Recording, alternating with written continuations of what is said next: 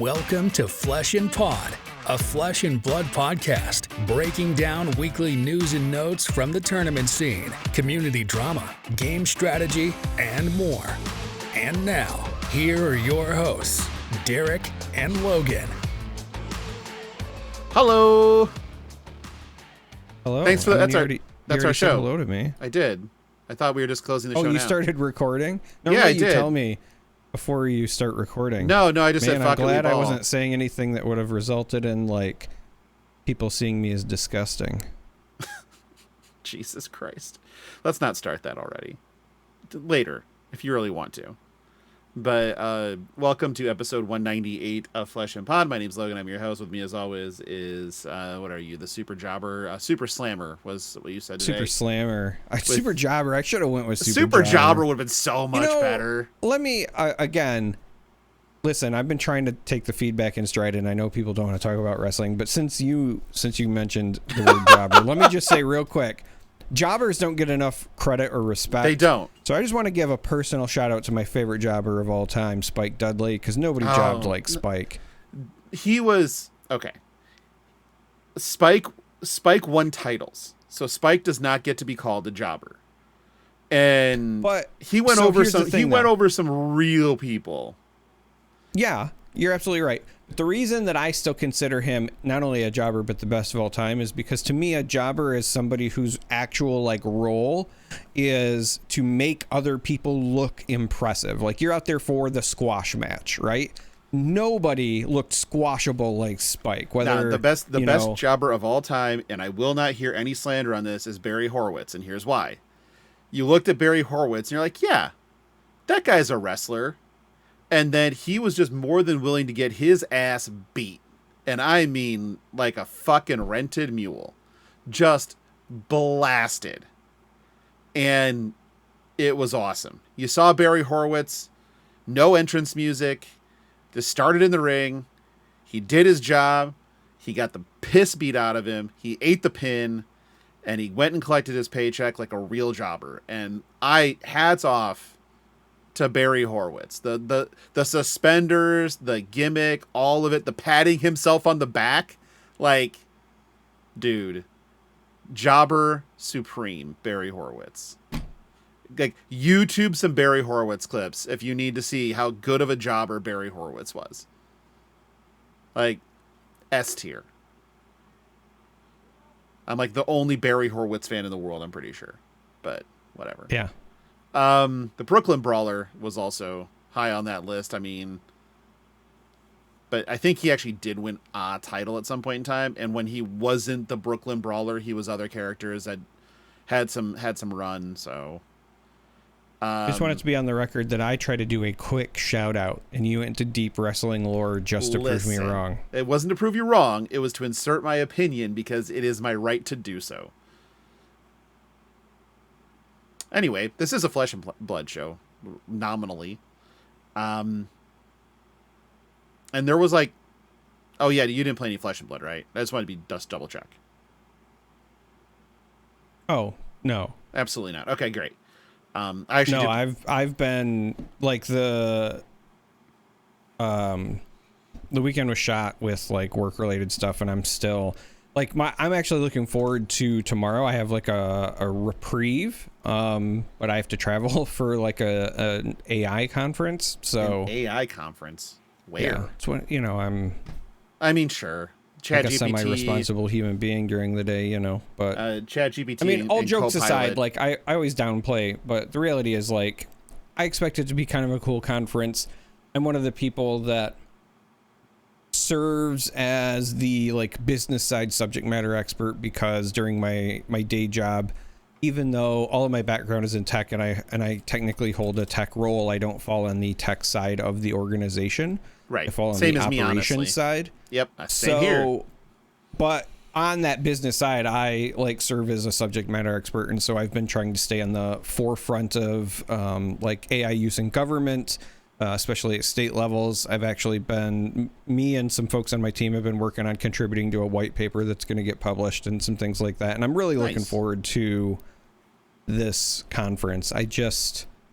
I'm also looking forward to it because the normal day job stuff has been very hectic. And so even though like I'm not looking forward to the travel aspect and the getting home late and whatever, it'll be nice to just like have a change of pace. So Yep, I understand that part. I did play Flesh and Blood. I went and played it in Armory. I was allocated a bye in round 1. And then I won round 2. And then I was playing Syndra and got paired to a Prism. So I just shook hands with the Prism player and then played Keep the Heroes Out because that game is incredible. That was my Armory. I played 1 match.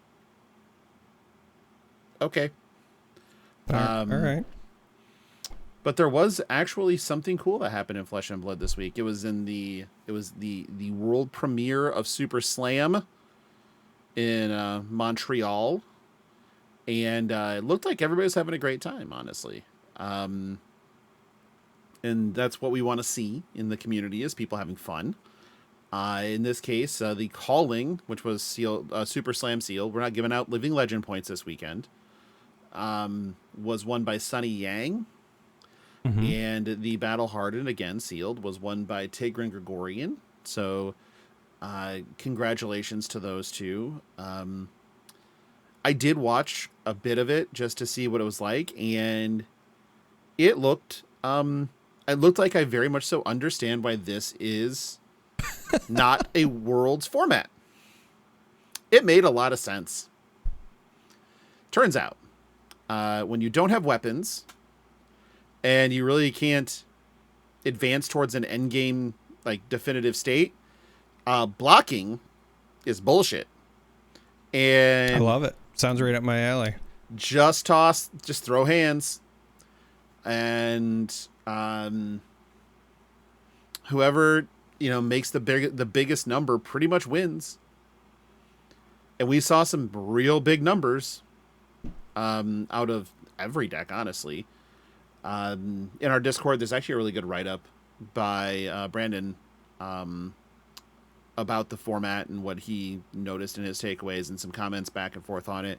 It's really good discussion, so if you're not in our Discord, join it to read the discussion and join in. If you are on our Discord, read the discussion. It's pretty good. But ultimately, yeah, it was pretty obvious watching that, like, oh, right, because this would have been a very rough format for world championship competitive Flesh and Blood. You'd have seen a lot of draws, and a lot of very quick non-matches. A lot of jobbers. Most of them are Pleiades. That's the fuck part. But a lot of jobbers. So,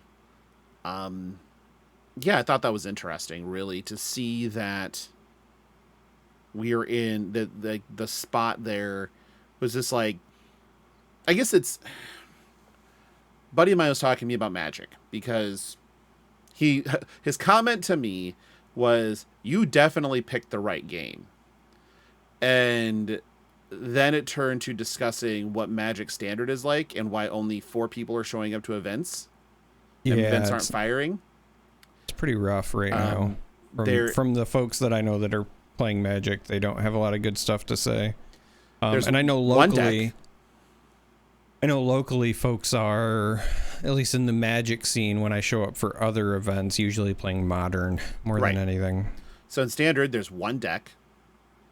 And if you're playing anything else, you're probably wrong unless you're playing something that is 100% just set to try to beat that deck only. And even then, not a guarantee. So much that the last Premier event, Standard Premier event, had 7 of one deck in the top 8, and then that deck Buster as the other one in the bracket, and then the mono red deck Buster won. But only because they noticed that the Cauldron deck, which is the one that is everybody plays, had cut removal, which is just your ability to destroy creatures from the deck. And they said, okay, well, we can just go under it now and try to win that way. Accurate. But all they have to do is put those cards back in the deck and it doesn't matter again. So when he was describing this to me... It's the equivalent. If you've only played Flesh and Blood, it's like Starvo. somebody cut AB. Yeah, right. It's exactly that. And then Kano showed up and won, and then people will run AB again. But this was the only thing that was ever close to this was Starvo times, like Starvo CC. And even then, you didn't usually have 7 in Premier Event It's been top a while, 8s. But 5s happened a lot. As somebody who, the last time that I was playing Magic, even somewhat competitively, was back in like the early aughts. I played Affinity and Affinity Buster. Yeah. Yep. Mirrored and Standard. So Affinity and Affinity Buster. Those are the 2 decks you played. Yep. That was it. Affinity and 12 Post.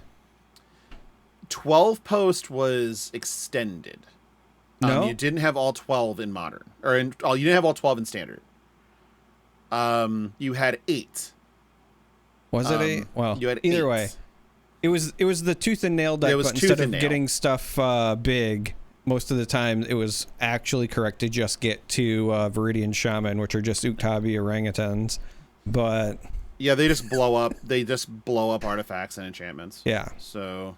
And then you had like an instant win combo that you would bring in against decks that were not named Affinity, and that was basically your counter play. Now I gotta think. Was it 12 Post? 12 Post was Modern. Yeah, it might not have been 12. I just remember. Yep, it was the Standard one was because you didn't have Thespian Stage and Vesuva. You just had Cloud Post, Glimmer Post. So you only had the 8. Yeah. Yep, the 8 Locusts. Yeah, I feel like the reason it was still called 12 Post then, though, is I thought there was one of the green searchers could find non-basics. Yes. Yeah. So I think that was where they first started calling it 12 Post, because you had 12 ways to effectively find one. Yep. And play one. But yes, you're correct. The actual true 12 Posts kicked in. Modern. Yeah. But, I mean, we're boring people who aren't Magic aficionados at this point. But the moral of the story is that even then, you had usually a sneaky deck in there. It wasn't just 7-1 or 8-0 as far as decks go. And that was one of the more powerful times. But even like, so when you're thinking about, God, Flesh and Blood is feeling homogenized, or maybe, this is, things are too stale. Think that there is a format in Magic where you can only really play one deck and be competitive. And it's going to be that way for 2 more months. Because they refuse to make any changes. And then feel happy that you play Flesh and Blood where they will make changes. So, just going to go ahead and throw that out there. And at no point in time am I going to tell somebody to feel blessed that you're paying to play a game, because at the end of the day, like, you're just making a choice. Anybody can make that choice. But I think it's a good time to be thankful if you've been around for a while, because we might be picking up a little bit. From what I'm hearing, some boots on the ground talk and things like that, Super Slam allocations are actually a little bit higher than people were initially told, which is great. The thought process that, oh God, they didn't make this a Worlds format because they were worried about product availability. Nope. It's because the set it's built for what I wouldn't say bad limited. I'd call it casual limited. It seems much more tuned for that. And I think that's also good. think personally, now that we have the full set, the fact that this is a set that has so many reprints as well, it was very clear to me that they still wanted limited to be playable, but this was not the, like, for lack of a better way to describe it, serious or competitive limited format that, some of the previous sets have been, right? Yep. So this is like if Crucible was draftable. Yeah, I think that's honestly a pretty good way to put it. Whereas Bright Lights is if Dusk Till Dawn was draftable. So, but this looks like a lot of just silly fun, but probably not great for the most competitive thing out there. Totally reasonable too. Not unhappy about that. I'm a limited enjoyer. I would like to play more limited, but I'm also okay with them making limited formats that are more accessible and kind of hit that, like, that nostalgia, serotonin, whatever receptor in people that want to play limited but want to play it casually. Great. This is it. Go make big number. Chuck shit at faces. Have fun. That's what the set looks like. And the set does look fun. I'm not going to get to play it much because I'm going to go see friend of the pod, Polish guy Rich, for this weekend to go and watch some football and some baseball with Jordan and Abby and Elaine. And just kind of enjoy life a little bit. And so I'll miss all the pre-release. I know, I'm going to go touch grass. Like, by touch grass, I mean touch pints. But I'm going to play golf. I'll touch some grass. So, which I did this weekend too. And god damn it, I got to stop golfing when it's 100 degrees. That's bullshit. Like, I'm too old. I'm now officially too old for that shit. You got to wait till Superman dies down, man. What about Nuclear Man? No. Okay. Because it's the corn sweat that gets you. It's the Corn Sweat. The Corn Sweat died down a long time ago. So yeah, if you're unfamiliar with what we're talking about, actually, you know what? I really don't feel like going through the bit. I think if you're curious and you don't know, you can Google Corn Sweat.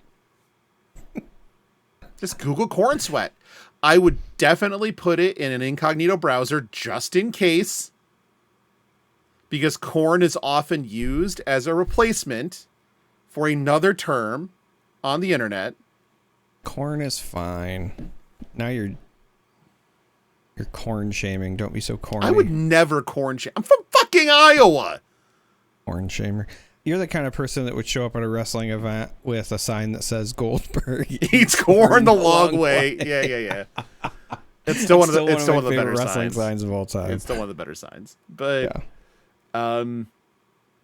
eating corn the long way is hard, by the way. Like, that takes some skill. Yeah. But we're going to go ahead and just run through the Fabled, which is going to have some discussion points with it. Along with the legendaries in the set. We'll come to the Fabled last. I also, even though you didn't put it in the notes, there is one cycle of rares that I wanted to highlight because they were not known, at least to me, pre this weekend. Yeah, sure. Absolutely. So legendaries are interesting in this set because there's one for Guardian and one for Brute. Yep. And then it's Reprint Palace, which is heavily needed for what it's worth. So first on the list is Gauntlets of Tyrannical Rex, A+ name. A+. So we got some Brute Equipment arms. I give it an A, and here's why. It's only an A until I actually see us get Tyrannical Rex as a character now. I know that everyone's probably thinking that it's like Gauntlets made from a Tyrannical Rex, but I'm actually hoping that this is his gloves and that we get that KO Tyrannical Rex as a character at some point, because that's such a good name. It's a great name. I need that to be a hero. It's a great name. And it kind of does look like, I don't know, like Tyrannical. It could go either way, yeah, right? Tyrannical Rex could be an end boss at some point. Like, Jarl Vitradi eventually showed up, so we need to get Tyrannical Rex. In the next Deathmatch Arena set, Tyrannical Rex will be one of the heroes. There we go. We're calling it. So this is Brute Arms with Temper 2, so block 3 total. Great already. Action, 1 resource and tap. Your next attack this turn gets +1. Activate this only if there is a card with 6 or more attack in your pitch zone. Go again. Not too hard to turn on. No. Nope. There's lots of stuff we can do to put a 6 in the pitch zone. So, and given how many attacks just in the Brute sphere are like 2 for 6s, if your pitch is, granted there's not a lot, but if it is one of those blue 6s, and obviously KO Armed and Dangerous blue has 5. The blue 5s that can do that, then suddenly this makes all of your 2 for 6 is a 3 for 7, and while that might not seem like a huge deal, that break point is super relevant. Yeah. Just for even just incidental chip damage, let alone on hits. But I also just wanted to highlight that this is just next attack, so this works with weapons too, right? Yep. Like this is just really versatile. It is just an all-around really good set of gloves. Not that Brutes needed it, because I think they already had some of the better glove choices in the game, but this is another great one. Yeah, and if it's theoretically it's not once per turn, so if you can find ways to untap it, you could do it again. Yeah. Neat. Also very good, obviously, with playing rock. Rock. But yeah, A+, excellent. A. Okay, I'll go with your A. Yeah, I mean, art's cool. Name is outstanding. And again, when you look at the art, to me, it's supposed to be, in my mind, like there's a Tyrannical Rex, and these are either the teeth or claws or both, and they've turned it into gauntlets, and I get it. But I just deep down really want there to be some, like Jarl, like a mythical brute that was just named Tyrannical Rex. Young is Rex, and then adult is Tyrannical Rex. I just need that in my life. I think that's doable. Next one is Guardian Arms, which I can already hear the Guardian players moaning, because how many arms do you need? How many Temper 2 arm choices do you need? To be fair, I think this one is one of the better ones as somebody who likes to play a more offensive Guardian. And even more so, like with Lyeth around, I think this is also important, right? I think that this one is decent, but yes, this is further proof. I've decided that Guardian is unequivocally the most hated class by LSS. Here's my tinfoil hat conspiracy theory. All right. Guardians don't have good footwear, right? Like we just know this, okay? But we also know that LSS has a thing for feet. And so the fact that they are neglected on the most important axis of equipment means that they are the most hated. The most hated. Would that make Warrior the most loved?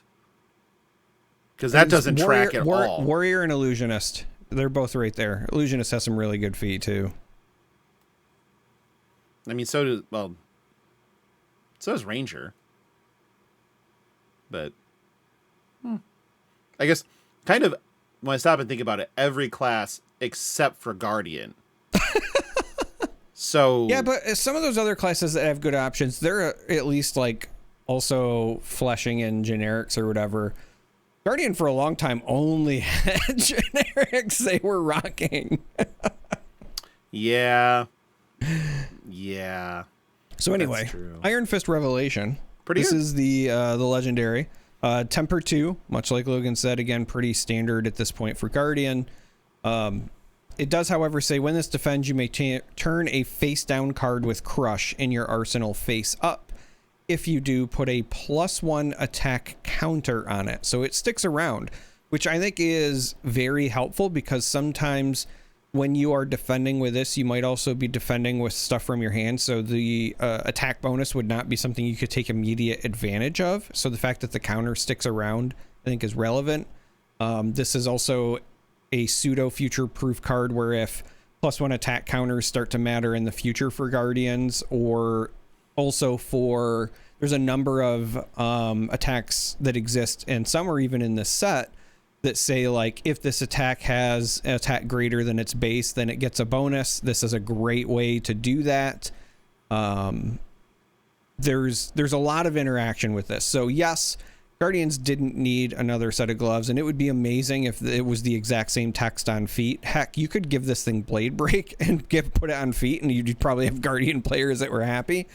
But the fact that, this essentially, assuming that you get all your uses out of it, represents 5 stats throughout the course of a game, is pretty good. Mm-hmm. It's not obviously going to be applicable to every Guardian, because not everyone is going to run a plethora of Crush, but for your inclusions that do care about Crush, I think that this will will be a pretty big hit.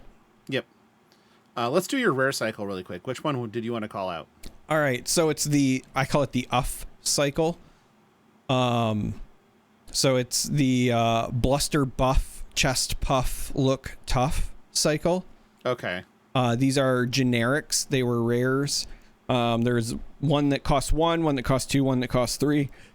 They all have essentially the exact same text, but the one that costs 1 has 6 attack. The one that costs 2 has 7. The one that costs 3 has 8. And then they all say when this attacks, it gets -1 attack unless you pay 1 resource. Now, the reason I wanted to highlight these is because these are the kind, in my opinion, these are the kind of sneaky generics that can make their way into sideboards depending on your meta.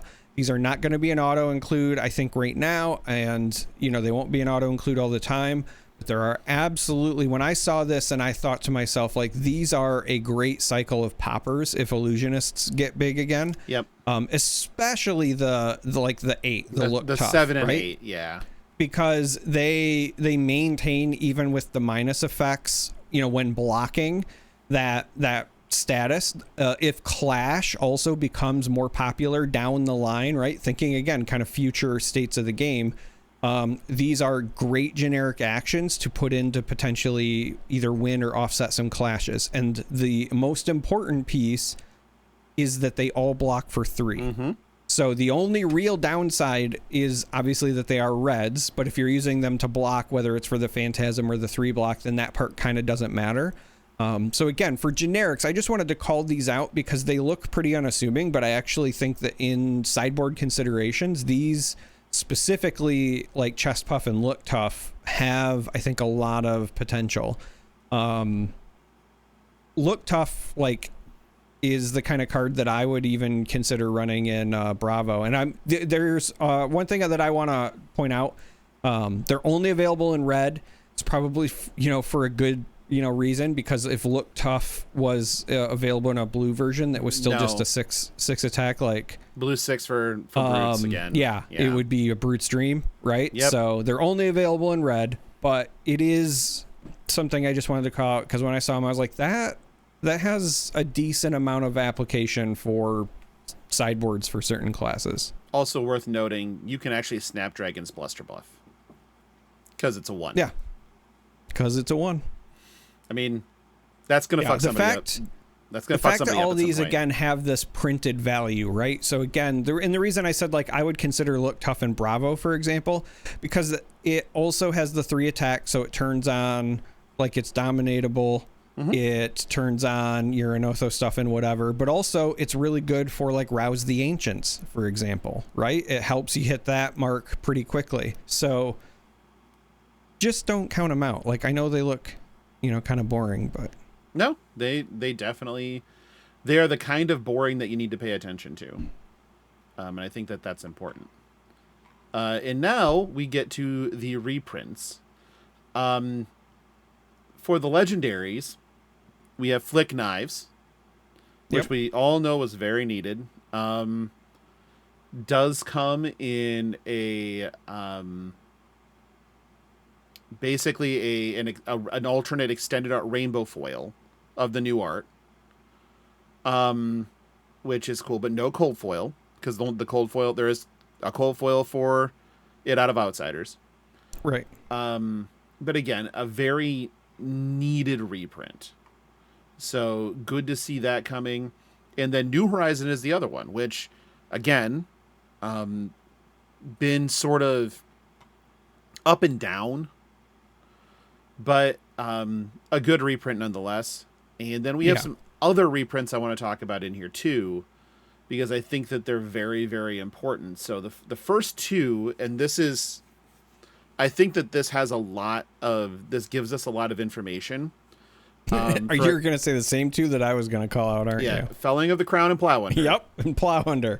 Because when I saw that, I was like, first of all, bravo for including it, but also that says a lot about print runs and allocations, because this is not that old of a set, right? We are not far from Rosetta to already be getting reprints. Yep. The other part is, I think if I were a betting man, and we know I am, I would bet that these were the last 2 cards put in the design file because they didn't change the art at all.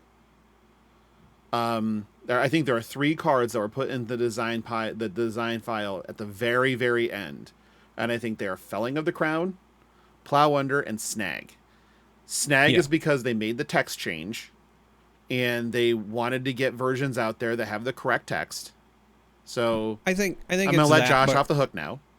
But I also think Snag was included because of, if I'm being honest, like the play style of Lyeth. Oh, Lyeth makes sense too. Yeah. Right. I mean, the assassin thing makes sense as well, but like as I was looking at this set, and we've seen some of it with the limited coverage as well. Not that the coverage has been limited, but coverage of the limited format, mind you. There's been a lot of exactly what we had talked about, right? Which is like the pump and thump style gameplay. I got cake, by the way. I made a wish, and that was for something I'm going to say in a second. I hope it doesn't suck. All right, well. My wife is saying I hope it doesn't suck, so I got to find out if this sucks. I've never made it before. So hold on, I got to find out if this sucks or not. It's a cinnamon crumb cake. It's definitely got the How can that suck? Down. There's like no way to mess up cinnamon crumb cake. No, it's delicious. Yeah, you can't mess it up. Oh, I forgot to make the rum sauce. I can make that for later servings. Perfect. No, she was paranoid because so there are 3 September birthdays in the house, and she makes cake for all of them. Mm-hmm. And she made cupcakes for one of our housemates. You can see I've done scratch chocolate. She made bread because she forgot the sugar. So she made chocolate bread. Good. I know, bread's great. With homemade frosting. Homemade frosting, sure, but bread is great. I don't see a problem with this. Thank you very much. So it's not bad? No, not at all. Okay. But that was just a little interregnum of what we were talking about. But here's the thing. I think that LSS is recognizing when these things happen and how they happen quickly. Now, Darick, what was the set after Rosetta? After Rosetta? Mm-hmm. It was Hunted, right? Yep. Can you think of any cards in the Hunted that need a reprint desperately that they could have shoved into a design file like immediately to make sure that it got into the next possible set, which would be the next set that gets printed? Yeah, Savor Goonjed. No. But oh, I'm sorry. Bianca's Finisher KOD. Also no. Oh, okay. Well, God, man, I'm sure that there's probably some inclusion. It's probably like a really popular generic that everyone thinks is an automatic 4 of that I'm forgetting, but 3 of, but close. No, 4. You're cheating at this point. Oh, we're cheating at this point? Yes. Yeah. Yeah, I don't know. You can pretty much bet the Shelter from the Storm is in the next set. Because this is the telling portion of it where LSS is saying, yep, we're seeing it and we're reacting as fast as we can. Or whatever's in the next set will make Shelter less relevant. I don't know how that even's possible. You print a Fable that makes people not want to play D-Reacts. Oh, right. What? If they did that, that'd be preposterous. So here's the Authority of Ataya. It's a Fabled legendary gem. It's a blue, because why not? When this is pitched, defense reaction cards cost opponents an additional resource to play this turn. Cute. Real cute. I don't like that this exists because it's not the next. I'm waiting for like an aggressive ice deck where I can play Channel Lake Frigid and then also pitch this. And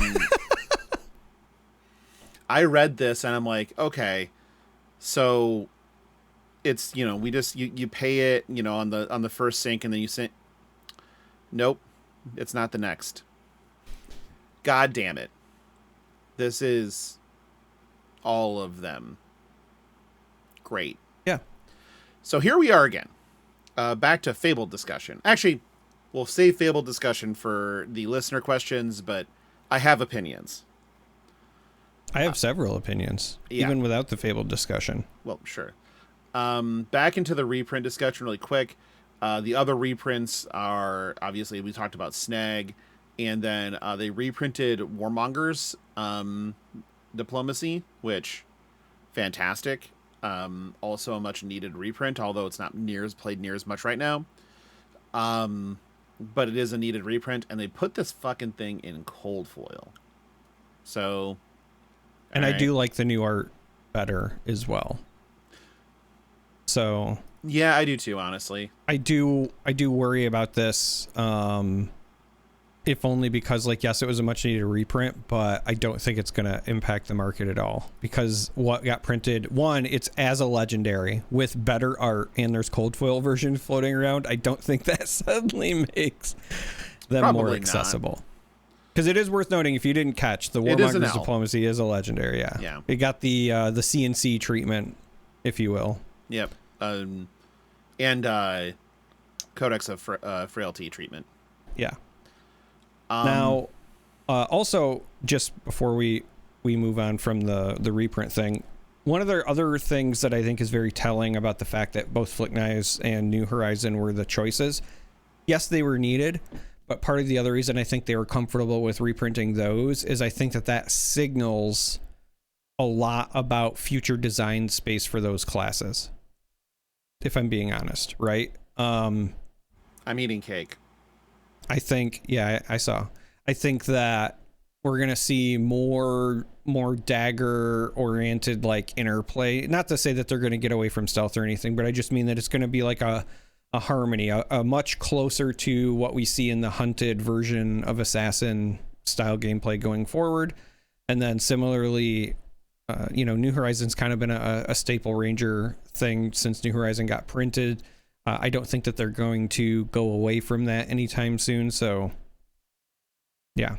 Unless, I agree totally. I could see versions of Ranger that get printed. It would be kind of neat if they kind of got there with the Marlin thing and turning things into canon, right? Right. If they have some sort of alternate headpiece, like, a tricorn or something that is a payoff for that, so that your choice are, like, you have two arsenals or you have the one, but it goes boom bigger, because they already have that with the harpoon cannon. But right. So now it's time for our 5 favorites. We'll play in alternating order. Oh, I had more opinions about the Fable that were not related to the actual Fable discussion. Oh, the art is outstanding. Art is outstanding. The Agreed. Authority of Ataya art absolutely needs to be a playmat, because it's just perfect for it. It'll be a pro tour playmat. Because it's just really, really cool. Yeah. And irrespective of the other discussion we were going to have, I do think that whether or not it needed to be in the Fable slot, who knows, but I do like the idea, and they've been slowly working some of these in. Of giving players a reason to consider running more no blocks, right? This is a discussion I've talked about in the past. It allows for different modes of gameplay to feel, I think, a bit more unique. And it also provides some of that risk reward stuff, because, like, yeah, you can look at this and say, well, it's a blue and it makes defense reactions, that much harder to play. Like, of course I want to run this, right? But the reality is it doesn't block, and it can get caught in your hand. And, speaking of Codex of Frailty that we were just talking about, if you've ever been, stuck with one card in hand and somebody plays Codex and that gets jammed into your arsenal, well, now you're straight up having, like, a bad time. So, yeah, there is a risk involved. Is it a huge risk? No. Will it be a beneficial play most of the time? Absolutely. But I think that moves in this direction are still, I think, good, because ultimately I do think that LSS wants games to have a, determined end point, right? And this helps that. Yeah, and I agree in that regard, but there are other regards that I don't know how much I agree. Well, right. This, I was strictly just talking about the card. Okay. Not the card text. Yes. Okay. You ready for your 5? You get to go first. I'm going to let you, we'll alternate. But what do you want to start with? Oh, so my UF cycle doesn't count? No. That's your honorable mention. That's my honorable mention. Okay. Sorry, I laugh at that because I used to run a guild and it was named Honorable Mention. Yeah. Yeah. Our guild was Warcraft named, and then Star Wars: The Old Republic. yeah, our guild was named Guild. Right. It was beautiful. That the very first guild that I was a part of was TDSM. It was just an acronym, but the acronym itself stood for "This doesn't mean shit." TDMS. Yeah, TDMS. Yeah, this doesn't mean shit. Sorry, But forgot the S. It's been a long time, man. You're first. What do you got? It's been a long time. Shouldn't have left you. That's true. Left you without a dope beat to step two. Step two. Step two. Oh, yeah, from the new stuff. All right, I got to start with catch of the day. Like, I know that Marlin's not like in the hot spot right now, but I feel like when she gets her moment to shine, this will absolutely be a part of it because it does everything that she wants. It's a blue, block 3, it boosts your arrows, and the most important thing of her kit really is those cool harpoons with the go fish triggers, and being able to make it trigger twice feels insane. So yeah, catch of the day is looking like, again, a future all-star. Again, right now doesn't seem like that big of a deal, but in the future, oh boy. My honorable hatred is Angelic Attendant. Fuck that. Yeah, that's fair. My first favorite card is actually Parched Terrain. Like, beautiful. 1 cost, Draconic Instant Aura. Heroes can't gain life. At the beginning of your end phase, put a sand counter on this, then destroy it unless you banish a red card from your graveyard for each sand counter on it. No problem. This is perfect. And this makes some of those, like, horrifying matchups when you're playing a Draconic hero like Verdance at time. Well, Verdance isn't so bad. But in specifically when you're trying to play like Phi or something along those lines in LL, where CYB is a real thing, this is awesome. And I love that it's instant, so you can catch somebody with it. Yeah, just it's what I want. I do love it. All right. Oh, it's going to be, I kind of want to pick the whole cycle, but the tiara, it's got to be cut a long story short. So there's a cycle of like cut a whatever. But I've said it before and I'll say it again. My favorite thing to do in Flesh and Blood is make my opponent discard cards. That's why Pummel's always my favorite. Yes, it's going to be a puzzle to solve to get it to work, but cut a long story short is everything that I want in a card. A very difficult thing to do with a massive payoff of they discard their hand. I am so excited to try to make it work, but also, if I'm being entirely honest, and I'd mentioned it in the Discord, I am happy to have an excuse to start running Towering Titan again. Because that used to be one of my favorite turn 0 plays when I very first started playing Bravo. I ran the cycle of the blue ones so that I had a turn 0, like, oh, I'll just drop a Towering Titan and then stare at him. So I'm excited for that. I think that one's pretty good. I really think that all of those cycles, if you can build the thing, like if you can build Voltron in time, to make the towers work on attacks that start small, like you can do some real boy shit with that. I think that's really good. I like Painful Passage a lot. 0 cost Shadow Runeblade action. You may banish red. You may banish an attack action card from your hand.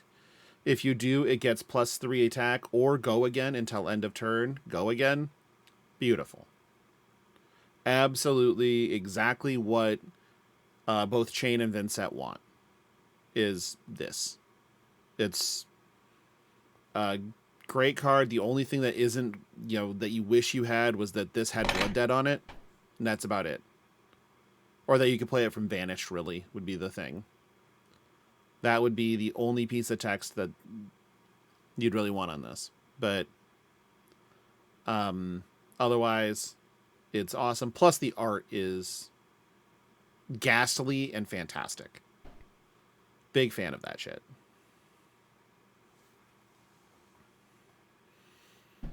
What more do you like? So we had already talked about it in a previous episode, so I won't revisit Sadistic Scowl. Instead, I will talk about what I think is the like partner card to part of like the reviled set, if you will, of things that you want to be doing. Cruel Ambition. It's again one of those cards that I think just looks like really simple, but if you're going to be playing Lyeth, I find it hard to believe that you don't want to run this card. It's 0 cost. It's a red 0 cost, only blocks for 2. That's like the only downside, but it's just create 3 might tokens and then go again. But the fact that it is that +3 for 0 cost in Lyeth, where almost all of your offensive game plan is going to be around boosts, means that it's probably just going to be an auto occlude. I would expect that to be true. But I don't know at the end of the day. How do you think Lyeth's gameplay works? I think he's all offense. I don't think that you want to block with him because your blocks are at half value too. Like you're never going to get good block value with him. I think that he is going to be a full, like you get 5 cards a turn for a reason, and it's because you have to assemble Voltron every turn, and that's just what you're doing. Personally, I think that you want 1 to 2 good attacks, likely 1, and a bunch of pumps, and you got 5 cards to find it each turn, and then you rinse and repeat. That's what I think Lyeth is going to end up being. I can go because with that. Again, like yes, you have 5 cards, but you know, if your 3 blocks aren't really 3 blocks, right? And your D reacts, you know, you can't run shelters. Like we were joking earlier about like you make shelter not relevant. Well, like that's one of the ways you do it. You cut its value in half. So yeah, I think Lyeth will literally just be the penultimate pump and thump game plan, and I'm personally really excited to at least see where he ends up. I've started messing around with it a little bit on Talishar already, just to see what kind of offense it can dump out. Yeah, it looks fun. Yeah. You know what I love?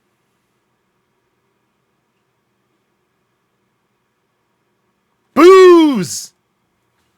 It's my favorite. I love booze, and it's a card. So you know what I love? Puns. I know, and it's also but one this of is those. a good one. I know this is a great one.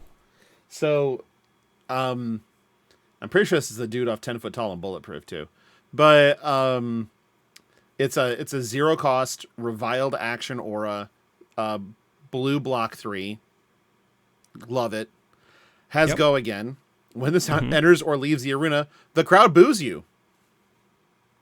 It's that easy. Yeah. At the start of your turn, destroy this. You just booze. And it's got a guy slamming a big tank. It's so interesting because, like, if you wanted to purposefully wiggle your math, you could argue that this is a blue block 3 that is like a 4 value. You have to wiggle a little bit, but yeah, because with Lyeth, right? With Lyeth, right? Because the start is with having things. Your things that give a +1 are, you know, potentially as good as a +2 after the halving. So each might token. Yeah.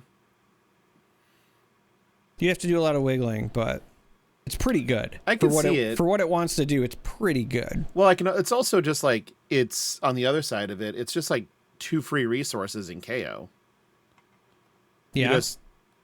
Okay, we're getting a resource on the front end and a resource on the, we're ramping on the back end. So that's pretty good. And then if you're playing a lot of the stuff where you need the crowd to boo you for bigger effect, great, we did it. Also, it's just I like the card for the fact that it's booze. Booze. Yep, love booze. And then, did you know our spoiler card comes in cold foil? Yeah, somebody told me. You know what? I also I like concealed object. I do too, but I'm also biased. I am very biased, but crowd booze gives the bonus. Can help with the target attack gets +1 is also interesting because if things care about values when blocking, because there are certain things that are like if this is blocked by something that is 6 or higher or whatever, the fact that this is an instant item and then you can tap it as an instant means that you could use it on defense if you wanted. I mean, obviously you'd still want. Yeah, it doesn't say in most cases to use it offensively. Card. It says a target attack. So I don't think you can use it defensively. Oh, it does say target attack. Oh. But in Lyeth, it's a blue. It's a blue that is a 2-pump. Yeah, in Lyeth, it's just another. It's another booze, really. Just doesn't block. Yeah, pretty much. But instant is great, especially when some of the other stuff that wants the crowd to boo for an effect, especially defensively, is fantastic. Like stuff like this paired with, you low blow or something with an on-hit staple to it, and they're like, okay, well, you're going to be able to boo, so you get a +1 or whatever. So we'll block, we'll cover it with 4, and then you concealed object and give it 5. Like, these are things you can do. But it's interesting to see that, once you start building, how much of this stuff do you try to fit in, And I don't know. I don't know the answer to that. I do love boots to the boards, though.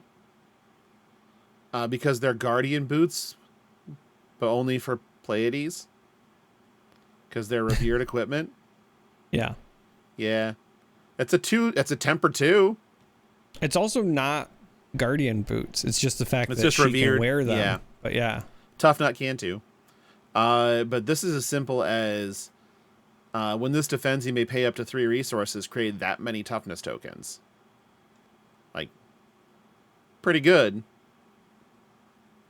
If you need reminded what a toughness token does, it is... I have to read this upside down. It's always hard.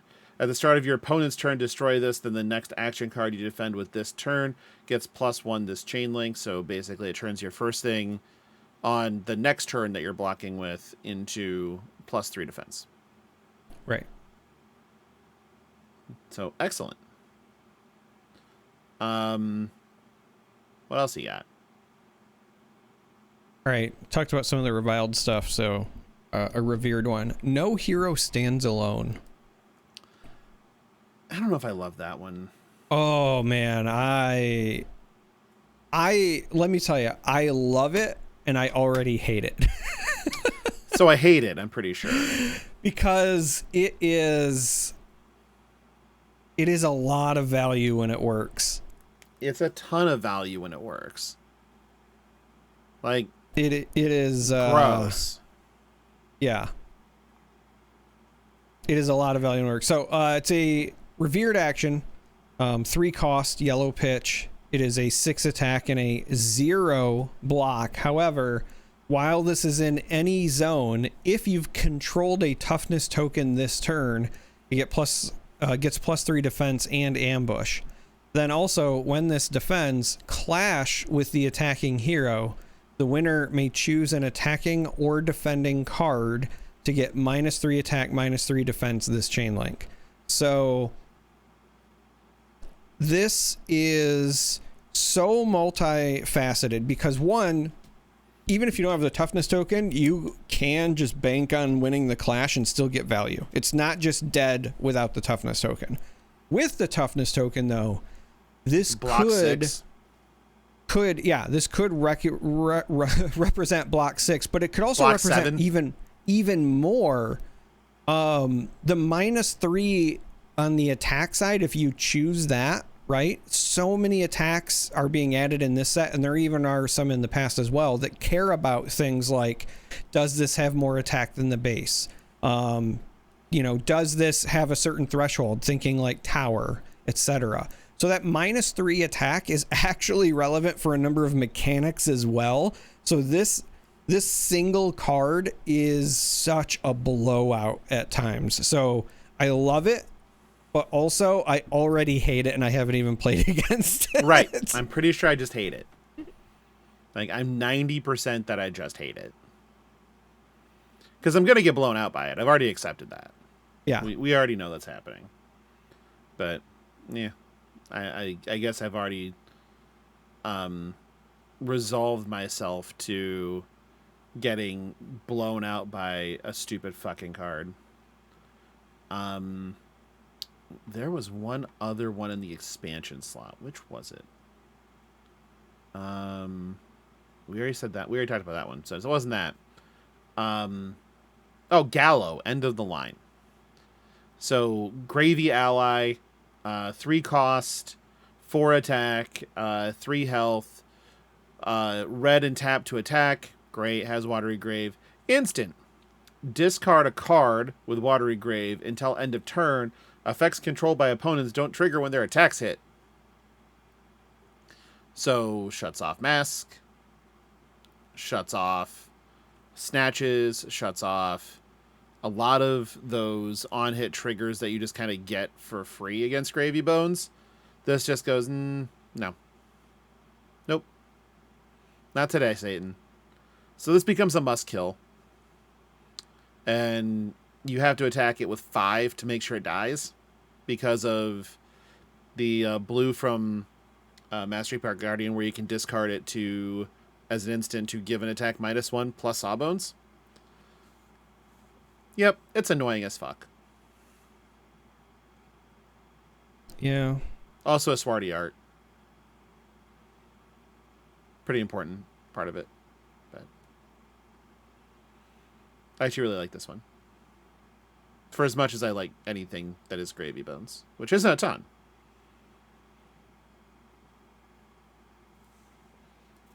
Do I got one more? I think you got one more.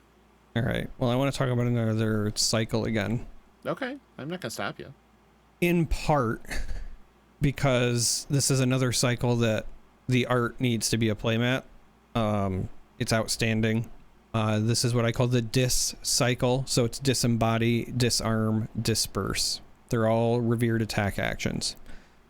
They all cost 3. There's a red, a yellow, and a blue. Red attacks for 7, yellow for 6, blue for 5. They all have 3 block. They all also say when this attacks, if you've been cheered this turn, create a toughness token. But it's the defending side that I think is all-stars, especially the yellow and the blue ones. The red one, disembody, is when this defends, if it has 6 or more defense value, the attacking hero puts an aura they control on the bottom of their deck.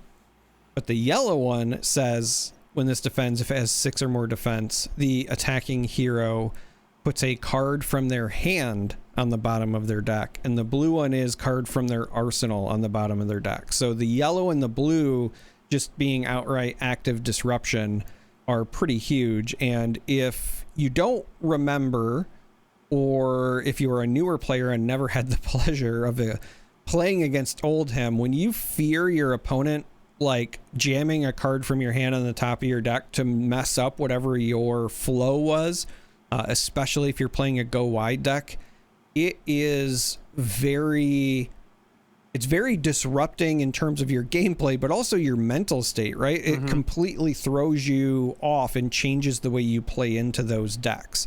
And yes, on the one hand, you could look at this and say, okay, well, they would have to have like 3 toughness tokens to get this to work, but there are ways that exist already in the game that will also just increase the defense value of existing blocking cards. That will also work with these. And I think that if you're playing this cycle, or even if you're not playing the full cycle, but you just want the yellow and the blue ones, because I think those are the real all-stars, you will probably want to consider putting them in because it's just that powerful when it works, right? Like if you full block out one attack and then basically stall them. And the thing about the like card on from hand on the bottom that I think a lot of people also underestimate if you did not play against Oldhim is that even if they weren't going to do anything major with it, stopping them from putting it in their arsenal, right? If they were going to go with like, you know, a 3-card hand or 4-card from arsenal, but then replace that card, you know, in arsenal with whatever is in their hand, and now you stop that, that's still value. It doesn't feel like immediate value, but it is. So this is a cycle that I am a big fan of, but also it's a triptych art piece. It's outstandingly beautiful. And and it needs to be on a playmat as well. Like it's gorgeous. It's really good. Let's move out of Super Slam and into Gem Pack 3. Gas. I think Pack 3. Gas Pack 3. I think that this is what we envisioned Gem Packs to look like when they were announced. At least they were for me. Where you're getting needed reprints alongside cards from the new set, alongside cards we're seeing for the first time. So we're going to start with cards we're seeing for the first time in Gem Pack 3, and there's only one of them, but it's really good. It's Pleiades' Weapon, Moment Maker. It's in the Armory deck as well, I believe. But it is a Revered Guardian Weapon Hammer Axe. Get it? Okay. 4 attack, 3 to attack, 3 resources to attack. If you control 3 or more auras of suspense, this gets +2, and when this hits a hero, the crowd cheers you. So it's a pretty good weapon. Yeah, it's a really good weapon. Even if it's just for 4, it's a good weapon. When it's for 6, with the cheer effect where it allows you to create a confidence token, even better. Like,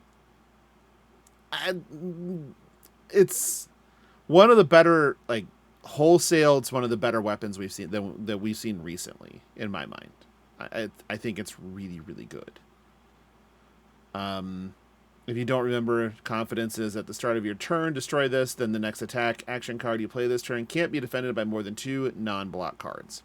So pseudo dominate. Right. They get 2 instead of 1. But the reason that it's a moment maker, right, is the moment maker trigger for the +2 and the crowd cheers you as well is when you have 3 or more auras of suspense. And so speaking of other cards that are in, you know, Gem Pack, it makes me feel obligated to talk about Standing Ovation as well. Again, it's another card that I believe is in the Armory deck, but yep.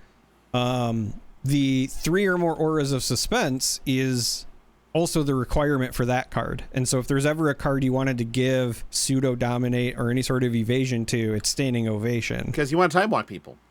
Because you want to time walk people, especially after you dealt damage to them. Yes.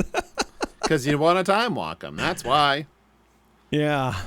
In this one, the cold foils are Summit, Unforgiving, which is the Jarl Atreides weapon. Moment Maker, which we just talked about. Standing Ovation, which we just talked about. Backup Protocol Red in cold foil, which is pretty sick. Clamp Press in cold foil. And then Red Malefic Incantation in cold foil, which is going to be stunning. Your Marvel in this gem pack is Prism, Awakener of Soul, Sigh. I plan on tearing that in half if I open it. Additionally in this are the 2 hats from the Living Legend Armory decks for Prism and Viscerai, the Helm of the Arc Knight and the Helm of Luminolite. You also get alternate arts of Boulder Drop, Bravo Flattering Showman, Rock, Fast and the Furious, Loot the Arsenal, Turning Point and Shining Courage from the new set. But bigger, in my mind, are the inclusions of 2 cards with alternate art rainbow foils. Rampart of the Ram's Head, which is a legendary, and Savage Sash, which was only printed in Judge Pack and KO Armory deck. So those 2 are a big deal as well, because, again, sort of addressing something of a scarcity problem. And then the Rock having alternate art is also just very funny. But these 2 alongside, the reprints that are in the set just kind of give you an idea that they are definitely, doing this with an eye towards card availability, because you don't put legendaries like Summit and Rampart and Savage Sash in a Savage Sash that might be Majestic, but you don't put those things where they've been limited availability into a gem pack without trying to make sure that you're doing the thing. Yeah. I also think Rampart is just a purposefully timed inclusion because of Lyeth. So I am personally of the opinion Lyeth will be a numbers go burr deck when it's at its best. However, if you are somebody who wants to play a more traditional Guardian, then you're probably somebody who's locked into a play pattern of you pitch a blue, and in doing so, you as an instant make the crowd boo you, as well as use the 1 floating resource to block with Rampart, because Rampart has a base of 0. So that's still 0. Then when it gets the +1, that part's fine. When you use the Lyeth Goldmane ability for the booing, it's also defending action cards you control get +1. So all your block 3s go back to being block 3s.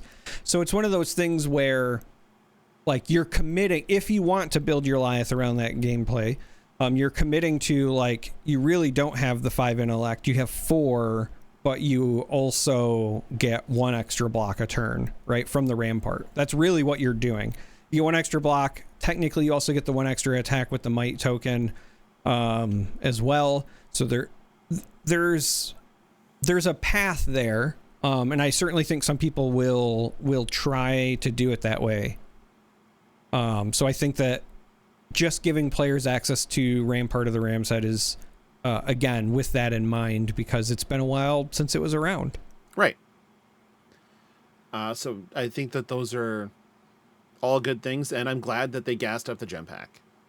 I felt like they're dipping a toe a little bit too hard when it comes to not going as far as they could with the first 2 gem packs. And these 2 are definitely, or this one is definitely we heard you, and we're going to turn it up a bit, because this is definitely the direction I saw gem packs going originally. Well, I will also say this, like all things, it's an evolution, right? So one of the benefits of getting to a gem pack 3, you have to remember that the packs don't have to follow a normal distribution, right? So it could be a scenario where, yes, these are all in the gem pack, but some of these are also still chase cards within the gem pack, so that you're not just flooding where everyone opens a Savage Sash every week. You know what I mean? Right. So I do think that when they did the first 2, not knowing how many they would give out, how popular they would be, whatever, it would have been very hard to calibrate those numbers. And now this is probably the first time where they are trying to dial that in. Yeah. And that makes sense. I want to touch on something that isn't fun necessarily. It's fun. I shouldn't say that. It's fun, and then there's one part that just isn't. The content creator grant program, they sent out the list of recipients for the content creator grants. Anybody that thought it was going to be us, you are delusional, by the way. No. And for a lot of reasons, no. So I want to be very, very transparent that, one, we never expect to be on the list for this ever. Full stop. We know. And as far as I know, we never like actively applied or campaigned or did anything absolutely not whatsoever. Because I was gonna say I've said that to other people, but then I had to change it, and I was like, unless Logan did it, I did not. Like, I'm not aware of it, but I was like, oh, maybe in private when people talked to me about it and they asked how I felt and what we would do if we wound up on the list, I said, 1, get that out of your head because we're not going to be on the list, and 2, we would say no.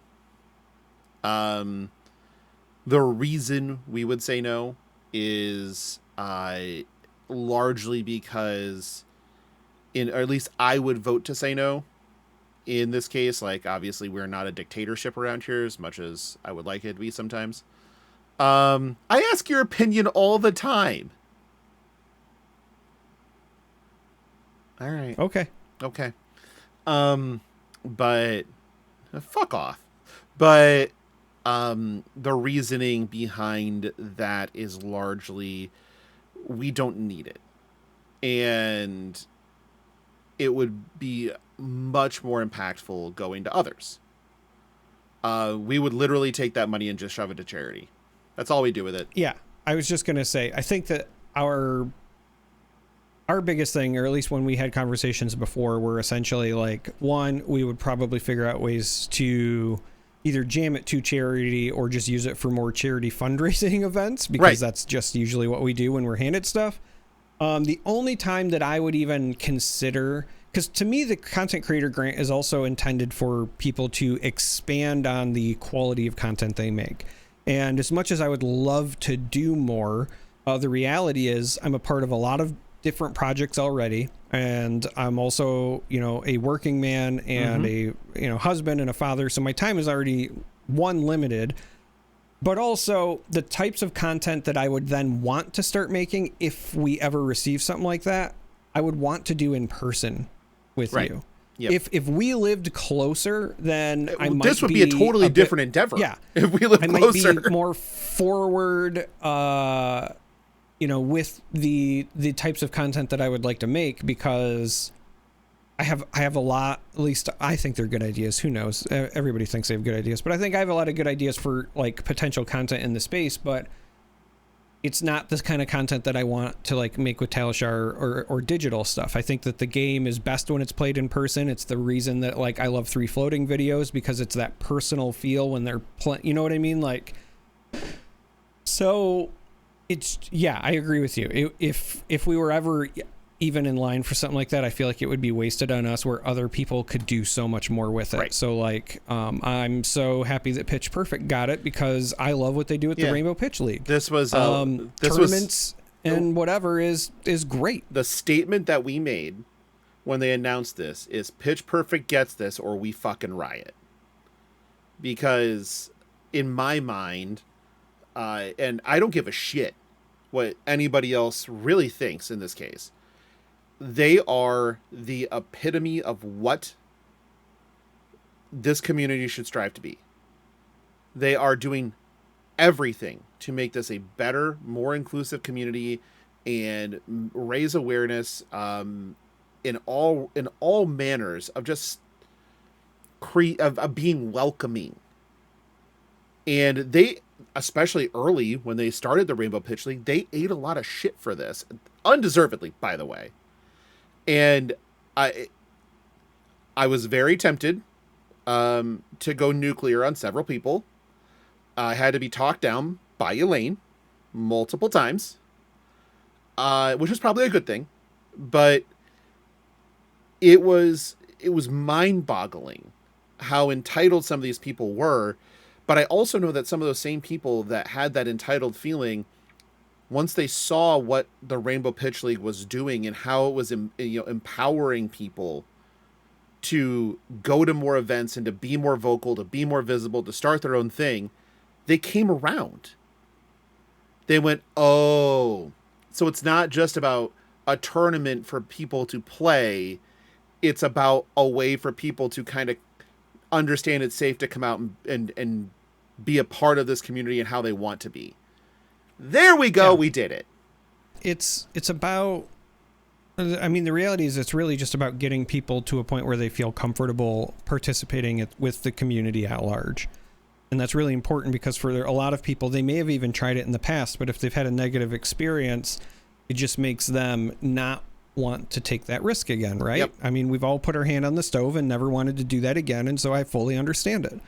And I think that that's why stuff like the Rainbow Pitch League is so important, because it is avenues for allowing new players to engage with the game. It is creating a space that feels safe for people to still compete and communicate with others with similar experiences, whether that's in life or in gaming.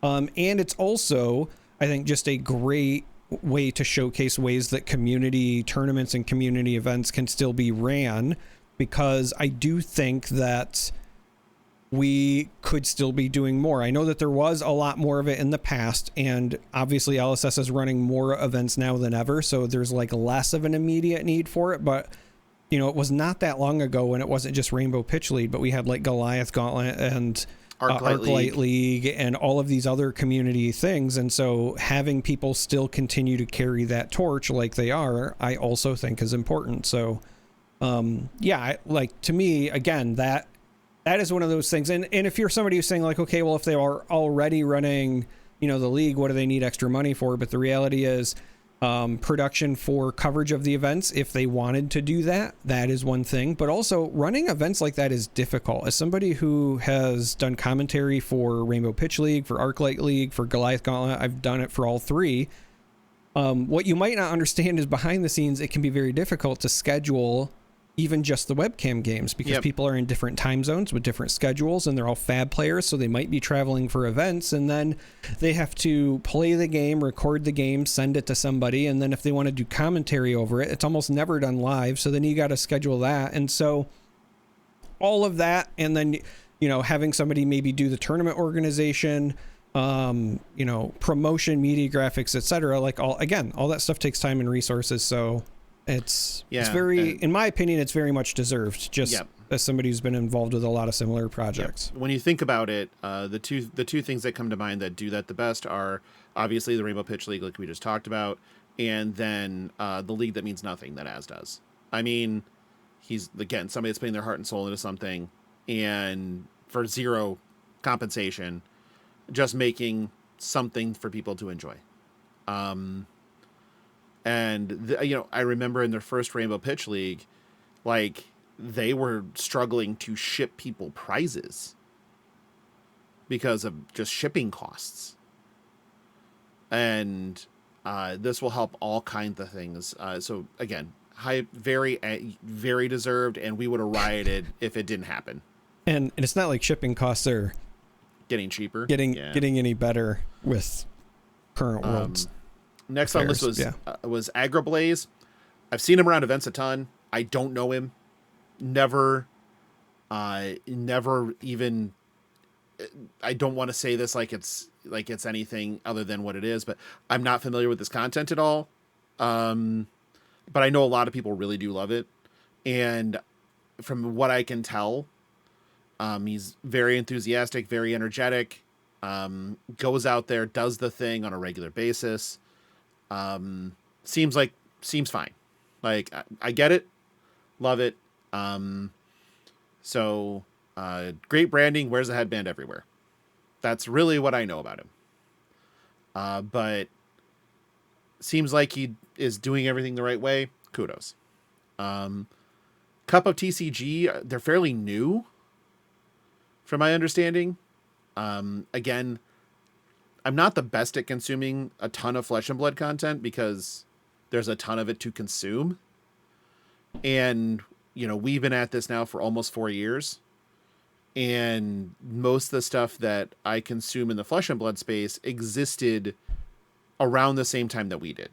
And it's become like a consistency thing, you know, where I've always done this and I don't have a ton of time to add more things to the rotation.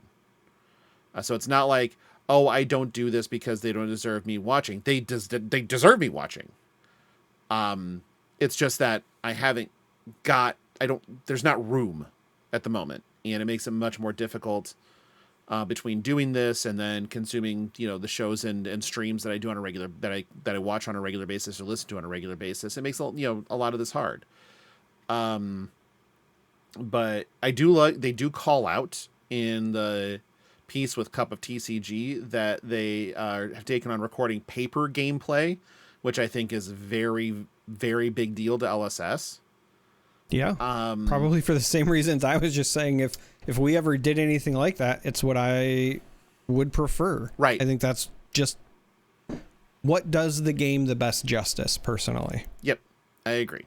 And then Wada-chan is, again, making gameplay videos in Japan. They're doing it before Japanese printed Flesh and Blood cards, which is pretty insane, really cool. They run tournaments, and they're really new player friendly. So awesome. We need more of that. Absolutely. Feel good about that as far as that goes. Then there's the elephant in the room. And I'm not the one that used that phrase. This person did. So the other one was Sloop Dupe.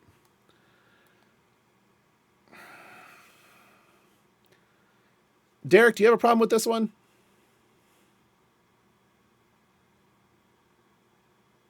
Oh, that's a good question. I've been very back and forth on it because there's a big part of me that thinks it's honestly just like not even my place to say. There's another part of me that says no. Like if other people tell me it's a problem and they're people that I know that are, you know, part of demographics that might have a problem, that I should trust them. There's then also the, I don't know, for lack of a better way to phrase it, and I know that this is not very tactful, but there's the old like adage of like there's, you know, what you know versus what you can prove in court sort of thing. Right. And, you know, the evidence, right? Like if you were to arrange this as a criminal case, and I don't think that this is something that is necessarily criminal, but just for the sake of the analogy, right? The evidence would be circumstantial. It would be a lot of things that are tongue in cheek where, you know, actions that Sloop has made in the, you know, taken in the past or things that he has done, it could be very easy for them to say like, well, I just didn't know that that was a problem, right? There is no way to definitively, you know, prove malicious intent. Yes, there have been less than desirable associations with other members of the community that have been essentially ostracized and exiled, and for good reason due to some of the remarks that they were making. And I try, look, I'll just be blunt about it, right? I think that if anything, and I said this to somebody else that I trust very, very much. I had a very good conversation with, but it was a personal one, so that's between us. But I said to them, I think the biggest reason that I have so many hairs standing on my neck, or the reason that this hits me the way that it does, is because of our experience with Flake. Like the full stop of, you know, we had somebody that was very close to us, took some actions that were inappropriate. You know, we were very blindsided. And part of the, I don't know, healing process, I guess, after all of that was also just trying to make sure that I would always be on guard for future things, right? And so, yes, there is nothing that Sloop has done that has, you know, historically definitively been what, you know, somebody could say is like as problematic, but I'm more on guard now, right? So for me, it's like, yeah, it very well could just be somebody who's just awful at messaging and does not think about how the words then that why they the fuck are we use giving them will be $5,000? Like, well, why are we giving somebody bad at messaging money? Well, sure. I mean, it's not ours to give, but I get it. It's not ours to give. There is also that. It's not ours to give. So it's very difficult for me specifically because of our experience with Flake. And so I will admit that I definitely currently go into things being probably more judgmental than I should be. But my initial reaction was not good because I knew when I saw it And I was not wrong in this. It happened very shortly thereafter, but I knew when I saw it that there were both women and members of the trans community that would be upset because of past remarks, right?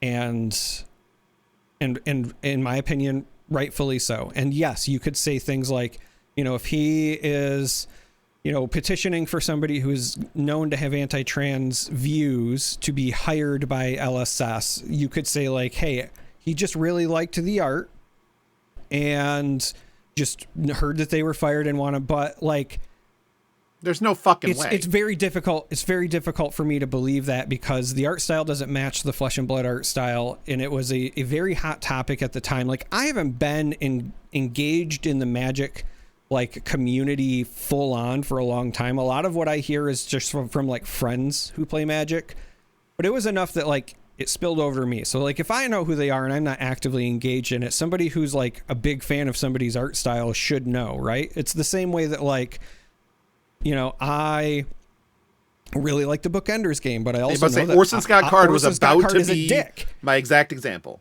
And right? Like I'm fully aware of it. Ender's Game is one of my favorite books. I credit it with like between that and the Odyssey, those were the two things that made me fall in love with reading in middle school.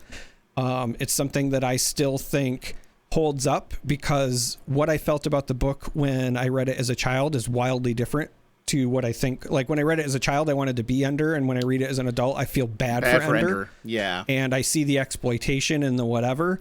But I also, knowing all of that, can objectively also say Orson Scott Card is just not somebody that I would associate with, right? Like, but I know if I'm a fan of their work, I should also be you're involved enough to see what's going on, right? Mm-hmm. So for me, it's yes, circumstantial, but I wish it was better. The other reason that it's difficult for me though is that a lot of the past stuff has been scrubbed, right? And I get it. If I was somebody who did a bunch of stuff I was ashamed of, and look, I'll be honest, I'm glad the internet wasn't around in the 80s and 90s, because I did a bunch of shit that I'm ashamed of, then I would want to scrub it. But if I fuck up in the public eye, right, to pull this, full circle back to wrestling references, the old CM Punk line of the apology should be as loud as the disrespect, right? If I fuck up in the public eye, then I feel like there should be an apology. And so for me, I would have preferred, and again, this is why I say maybe it's just bad at messaging. Maybe he just really needs somebody to teach him the ropes of like what it is to navigate society at large. But you gotta, like, when you do the scrubbing, that's when you make the apology. Before you've even done the scrubbing, you need to post something saying, hey, look, I realize that a lot of these are problematic. Here's why they're problematic. Here is why I'm going to take them down, because I don't want this to continue to impose harm. It's not that I'm running from my past. It's just that by these still being up, people can constantly be reminded of the things that I have said or done, yada, yada, yada, right? It needs to not just be a, hey, I'm sorry, I hurt feelings. Like there needs to be a full deconstruction and understanding of this is why it's a problem. This is what I'm doing. And here's why. And you do that before the scrub. And the reason you do it before the scrub is because if you just scrub and you don't say anything and you hope that it goes away, the internet's forever. It's not going away. It's true. And also it just makes it feel like you were hoping that nobody would notice. And unfortunately, like right now, yes, I haven't watched it. But I heard that there was like an apology video or whatever posted. Have not watched it, but it doesn't matter what the content is because the timing of it is already bad. This feels like I'm only apologizing because I got caught. People are upset. Right. And not because it was sincere. And right? it definitely came off to me as I'm sorry you're upset because I went and watched it. I haven't watched it. I'm just saying timing wise, right? I'm just trying to talk about the things at large that just like don't sit well with me. So, I will say this. I firmly hope, like truly, that all of my gut instinct is wrong and that he is actively taking steps to be better and learn from the mistakes and do all of the right, like that the scrubbing is sincere and that, a lot of this is a misunderstanding. He's a young dude. I'm 41 and I still am deconstructing my own bullshit, right? Like it doesn't have, that's the other thing, right? I want to be very clear as somebody who, I've said it before in this podcast, so I don't run from it, but like There was a lot of like neo-Nazi shit in my house when I was growing up. There was a lot of racism in my house when I was growing up. Doesn't make it okay. It's definitely not an excuse, but like it just takes a long time to even understand how much that intertwines with your life, right? And I'm not saying, also I just want to be clear, I'm not saying that I think that, you know, Sloop is a neo-Nazi by any stretch, but what I am trying to say is that when you have problematic viewpoints, a lot of times, even though like you know it, your cognitive dissonance is so big of a gap that it takes a long time for you to be able to traverse it, right? It does not happen overnight. You do not flip a switch. Shit. Like, I know Arachne is a they. Arachne is my favorite Flesh and Blood character. And I still say him because I internalized Hunt's man. And so I say him, even though I know it's a they, right? And that's my favorite fucking character.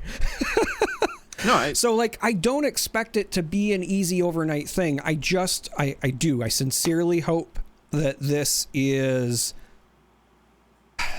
my knee-jerk reaction at first was a negative one, but I've been trying to like reflect and say, you know, maybe this is the wake-up call, and maybe also it will be, you know, maybe part of the benefit of working with LSS is that perhaps Sloop will get the guidance to navigate things like this in the future, right? Yeah. I am trying at this point.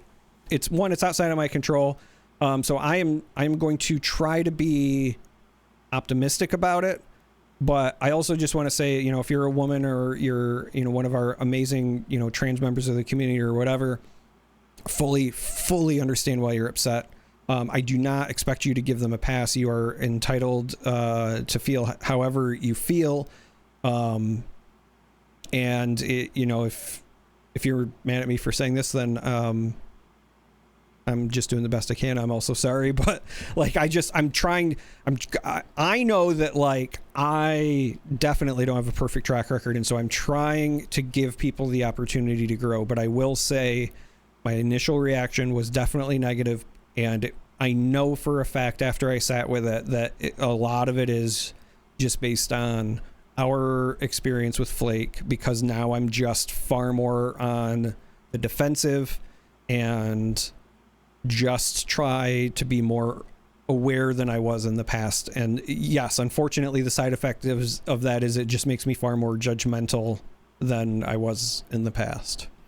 Yeah, there's a couple of just quick things I want to make sure that I bring up. And one of them is, in my mind and the way that I live in the public eye when I mean, I'm the same fucking person on this show as I am in person. There is no veil. And I'm not. Just so we're clear. Yeah, you're way different. I am a character on this show. There's a lot of jokes and things I do here that are just to annoy Logan. They're bits. But you got to commit to them. But I do commit to a good bit. You do. I am far more boring in real life. Like, that's the reality. I just want to be clear. I'm really boring. He's not. He's really not. Yeah. But one of the things that I do, and I always do whenever I can, is I use my real name as my username everywhere.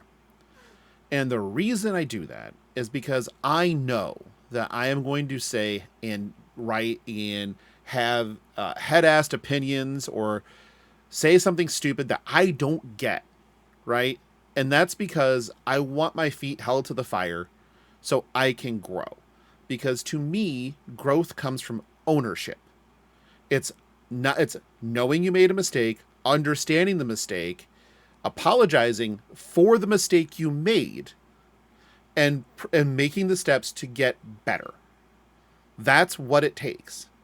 We haven't cleared bar one with this situation. Instead of owning it, deleted it. And the only time that it gets acknowledged is when somebody in the community brings it up in a public forum. And then we get an acknowledgement that, yeah, I deleted those videos and here's why. That's not how this works. You've got to be better than that. And this is hard for a lot of reasons. One, obviously, you brought up, and rightfully so, the issues with Flake, in in the community and such, and how that's fucking sucked. I mean, we really don't have a better way to put it.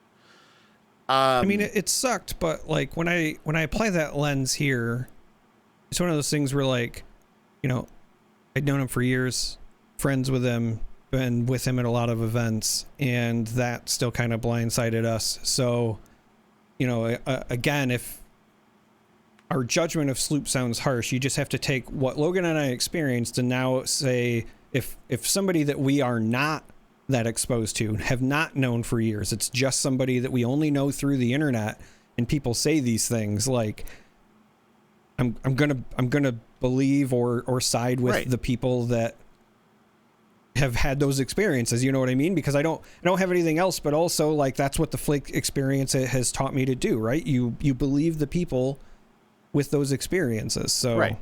And to me, I haven't seen anything that makes this I haven't seen the mea culpa that we would need to understand that there are steps being taken. And the way this gets harder is, one, we have a good relationship with LSS. We they come on our show. I was gonna say, you have a good relationship with them. Oh, well, Trevor gave you a hat. But yeah, but I think that gets canceled out by Alex forgetting who I am. Okay, fine. But they come on our show. I do love my hat, though, Trevor. Thank you. They treat us well. They are, and the friends we've made in LSS are some of the people that I look forward to seeing the most. Like, this is all true. Yeah, and I also I'll say this, when I speak to the people at LSS, they are always very sincere about their inclusivity. Yes. Right. And so I will also say that I've just had a very, I have this weird, like, reconciling of, like, I don't think that they would have chose something that they weren't comfortable with, but also it feels bad, but I also know that I don't have all the info. I don't know if there's been discussion, you know what I mean? Like, right. Yep. It's just one of those things where, like, we've always said in the past, like, big trust for LSS. And this was, like, one of the very few times where I was like, whoa. Yeah. But again, our experience is unique, so I recognize I'm on edge. But the other side of that coin is that we're not fucking cowards. And we will be critical of LSS, of their decision making, when we think that they have made a decision that does not reflect the values that they espouse. And that's this. I do not agree with platforming somebody that had, like, at the time they platformed him, that they released that statement, saying that we believe he has a talent to become the professor of flesh and blood, to try to put him in that category of somebody who has endlessly championed, for the rights of minorities and of gender minorities, does fundraisers for Trans Lifeline, and then saying that, yep, this can be that guy for Flesh and Blood, when the information we have says the opposite, that was too much. That was a bridge too far. And then came the apology. Yeah, I mean, I will say I'm very surprised they used that language in the announcement about, like, be similar to the professor, just because, like, I don't pretend to know him personally or anything. I've only seen him, interact with him at a couple of the events, but like you said, very active in, speaking out for marginalized communities and so forth. And so I feel like that, like, association in the same breath would ruffle feathers. And it did. But then the other thing that comes to my mind, though, is if I were to put him, to put Sloop inside of a group of people that I believe would help him to come around and understand the impacts that your platform and your voice have, they are the people that are sitting in LSS. They are the Bryans of the world. They are the Alexes of the world. They are the Joshes of the world. Those are the people that I would want around somebody to help them understand that, yeah, your words have an impact. They fucking do. You can't just say whatever the hell you want and expect people to understand what you mean. Or you can't say, well, I didn't know, when you doesn't matter if you knew or not. It matters if, you owned up when it became an issue, and it's been an issue. This isn't the first time that we've heard of Sloop and problematic stuff. Are you taking pictures?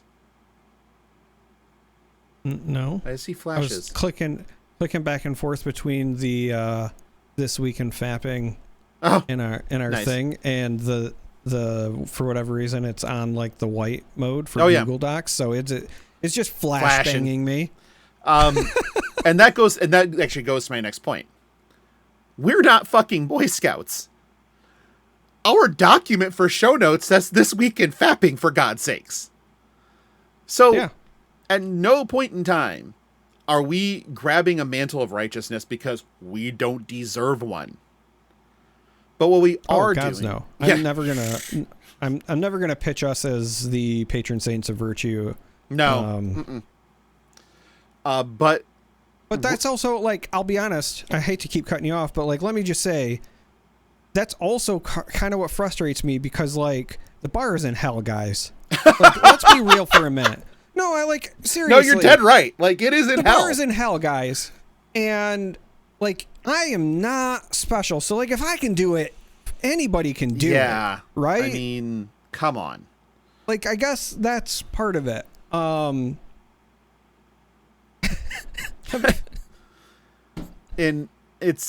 what we do is, when we see something, we address it. We say something.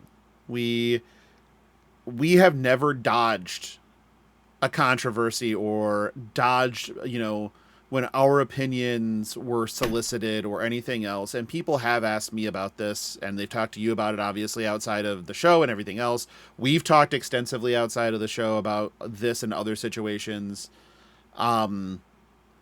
This isn't new to anybody. If this is new to you, that this is how we would react, what?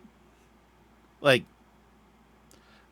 I don't understand you now, because we are not dogpiling on anybody.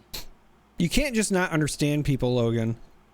Okay, I guess, but this isn't dogpiling. I am not rooting against Sloop. Anything. It's the opposite. I'm rooting for him to grow as a member of the community, as a creator, and do better. That's what I want. Absolutely. And again, like, that's why I wanted to be very upfront with saying, like, yes, my initial reaction was negative. Obviously I spoke with several people who, they had their very, again, in my opinion, very correct reactions, given, things that has happened in the past and whatever. But I would prefer a scenario where, like, let me tell you what I would really like. I would prefer the scenario where Sloop doesn't just like learn, but thrives, does become the next professor, really speaks out as an advocate for marginalized communities, and can continue to tell that story in the future, because like, let's be honest, the gaming space has been, largely affluent white males for a long time. It's not just because that's like gaming culture, but the reality is, especially in the 90s when trading card games first launched, you had to be able to afford the game to play the game, culture, right? It was literally like, there was a certain demographic that it appealed to, because they were the ones who like could afford to play it, right? So anybody who could say like, hey, look, this is where I was, this is where I am, you can do it too, I know what it's like, I think would be an absolute boon to the community. So I absolutely would love to see that. Agreed. I just think up until this point, like I said, I haven't seen enough, but I also know that it doesn't happen overnight. It's not a switch. Nope. And the other thing is when it's also not like it was just like one transgression. No. And the thing is anytime that there are multiple missteps, it usually takes, twice as many more, if not more, to make people come around, right? So like if you just random numbers, right, hypothetically, but like if you have 3 transgressions, then you're gonna have to do 6 good things before people really start to consider like, oh, things have changed. Because whether we like it or not, the human condition is we're always just like waiting for the shoe to drop, right? We always talk about how first impressions are important. Even when it relates to trading card games and we talk about, memory price for cards on the market and things like that, a lot of that is based on first impression psychology, yep. Right? So it takes time to undo those things in our own actions, but it also takes time for the perception to come around. And so I'm trying to provide the opportunity for that to happen. And there are lots of examples in the even the trading card game space of people who have owned up to their past, made critical change, and became a better voice going forward. There are tons.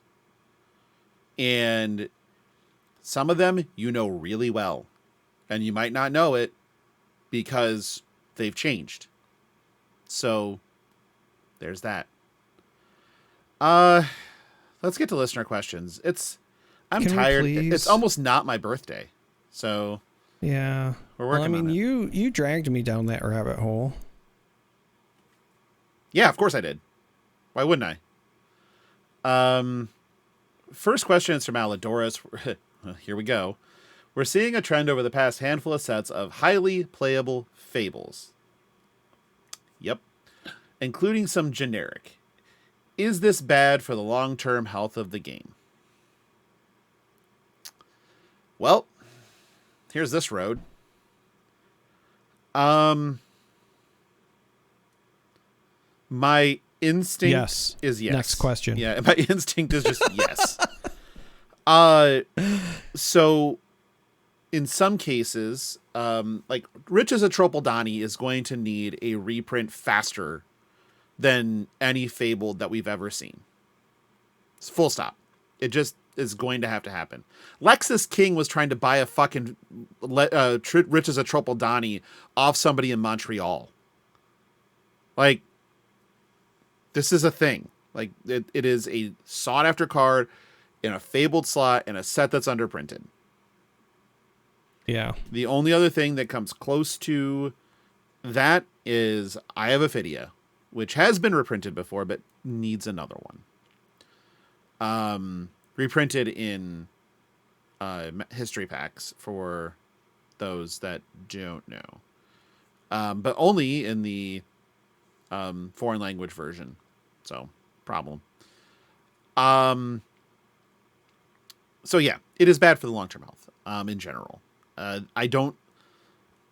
This gem is not Riches of Tropeldani, but it's really good. Yeah. So, and also, if Super Slam is more widely available, there will be more copies of it out there. So there's that. I will also say this. I think part of the reason that these last two have also felt as bad as they have is because of the timing, right? Yeah. Like, if these were in sets that were not so difficult to get, are we having a different discussion? It's hard to tell just because when the Fableds are bad, they're just an afterthought, right? Right. Like the question I want to ask is like, are we having the same discussion about this if this was the Fable and Heavy Hitters instead of the Arena, right? I don't know. Like, yeah, we're probably having the same discussion to some degree because we always have it whenever generic Fables are potentially playable, because I think we're all afraid of, suddenly having, three, if we all suddenly need 3 cards and they're all between, $300 and $600 a pop or whatever, like that's a nightmare. But also right now, the game is the most in demand it's ever been, as evident by the fact they just announced the second Battle Hardened that you and I were talking about. Weird. Yeah. So again, great news for the game. Love to hear it. Glad that they're doing exactly what we hoped they would do. Big props to them. But yeah, I just wonder, like, is this a conversation that we are having with this much weight if there weren't the product availability issues of recent memory? I don't know. Right. But it does again set off alarm bells whenever they are playable cards. And in the case of Riches, where it's almost like a requirement, then I'm like, whoa. Last question is from One Hit Wookie. Do you think the lore will go full wrestling and KO is a good guy but not in the arena, like an Earthquake? If you know, you know. And Pleiades is a piece of work that the crowd loves. A Hulk Hogan, if you will. No, I don't think it will, but I want it to. Like, I want Pleiades to be swarmed by servants eating grapes, like she's secretly a gold main or some shit. And KO to just be like this person that is a menace in the arena and will tear people in half, but in reality just wants like to sit down at dinner, take off his sweater vest, and talk to his kids about his day. Like, yeah. For those that don't know Earthquake, the character Earthquake was a heel, big giant dude, that was a prime nemesis of late 80s Hogan. But behind the scenes, the guy that played Earthquake is regarded as one of the single nicest human beings to ever exist in professional wrestling. Would do anything for anybody, and was the exact opposite of the character he portrayed. And then Hulk Hogan was, at the time, that era, the ultimate babyface, the ultimate good guy, the ultimate hero. Say your prayers. Yeah, eat your vitamins. Take your vitamins. Say your prayers. Work hard. And in the background, he was a union-busting sociopath that just demanded creative control and basically buried his the other wrestlers and made their lives worse. Oh, and don't forget the old hard R. Yeah. Wasn't once, wasn't twice. It was a lot. Yeah. And he never grew either. I think that's all we got. I think it's time to thank some patrons and get out of here. What do you say? Yeah, that sounds about right. Fantastic. We would like to thank our patrons, our associate producers, our Andy, Sindra, Anthony, Ejur, Jacob, Aladoris, Micaiah, Octothorptopus. That one's going to take me some time. Heiner and Sleep Coma. Our executive producers on up. Our Blaze Storm, value member of the Patreon. Sergeant Isbjorn, Diana the Green Cosplayer. My God, I can't talk. John Louisa, Delusion Data Analyst. Vintox, the Apocalyptic Aristocrat. Interesting. Matt, then we go into the Chamber of Charcoal, where Vintox starts. With the he needs to figure out when he wants to come on this show, but that dude's schedule is shit. Matt, you can come back on. The Jackal, he can come back on. Brandon, you've lapped it. You can come back on. Zaris, we need to get you on here for your first one. And welcoming El Dorte himself to the Chamber of Charcoal. That's going to be a fun one when we get to the El Dorte episode. And then Anna, as always, our ceiling fan, Polish guy Rich himself. I'll be there on Thursday night, buddy. And I'll probably be doing this show on location on Thursday night. So with Rich in the background in the cuck chair. So it'll be great. It'll be a live cucking of our ceiling fan. Again, we're not Boy Scouts. Like, the bar is in hell, people. That's what I said. You don't have to be better than much. If you are interested in being in the cuck chair, you can always just go to patreon.com/fleshandpod. Link is in the show notes. Pick a tier, come hang out. Yada, yada, yada. You've all heard this before. Do I have to keep doing this? Links are all in the show they notes. haven't. They just tuned in for this episode. Tuned in for the first time. And they got to hear about wrestling jobbers, and they got to hear about MTG lore, and they got to hear about community drama. All I'm saying is we just have banger after banger after banger on this show. Yeah, we're bad at things. All right. If you need to contact us, you can send us an email. Actually, you need to check email now. Jesus. You can send us an email at fleshandpod@gmail.com. Link is in the show notes. I check it. I had a question about Worlds. And Mr. DBK Shaggy was asking me a question, and I was giving an answer. I do that. It is pretty normal. It also is... When's the last time we got a fax? I don't have an active fax machine. That's probably a punt. All right. Well, if you have special feelings about this episode in particular, you cannot fax them to us because apparently our fax don't care about feelings.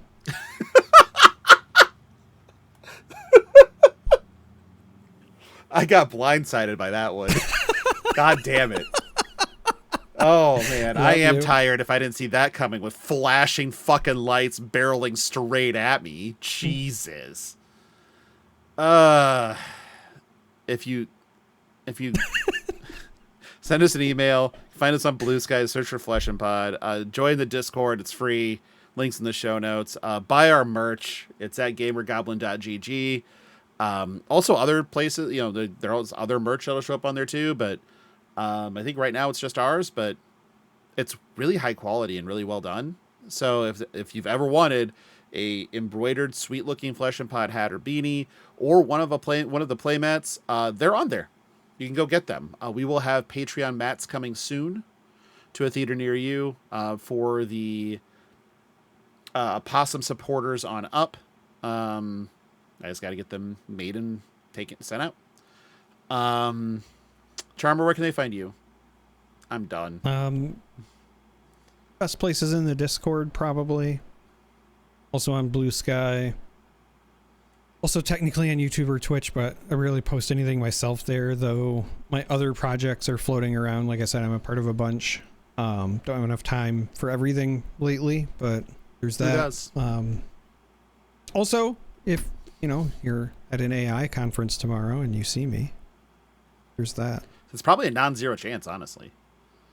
I think that's our show for this week. That's 198. 199 is next week? My God. All right. Here we go. I guess we'll talk to you next week I'll be in Ohio. I'll actually be on the same time zone as Charmer. But yeah, we'll talk to you next week for 199, barreling towards 200, and then 208, and then retiring forever. That's probably not true. I probably can't back that. All right. So when you are posting, make sure to tag at Flesh and Pod with the hashtag 209. Thanks. Because if we get him to go after that, he'll just continue. You just have to get him to do one more. That's the trick. It's always one more. You're a prick because that actually happened. Mm-hmm. Fucking asshole. All right. Well, we'll see you next week, everybody. Bye.